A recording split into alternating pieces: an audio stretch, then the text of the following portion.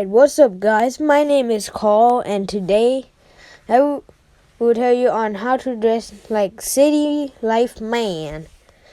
If you don't know what City Life Man is, I have an image in the screen right now.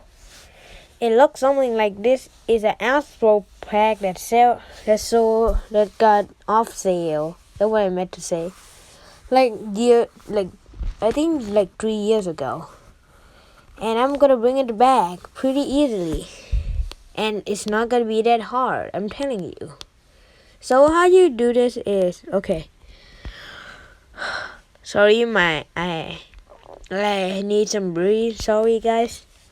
So how you do this is, you just search City Life Man.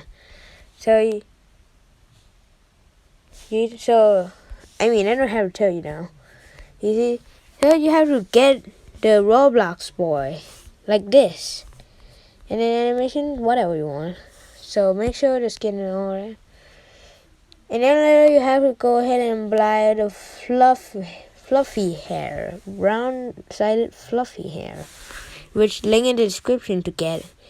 And then the face, whatever you want. In this one, I'm gonna go with the joyful smile.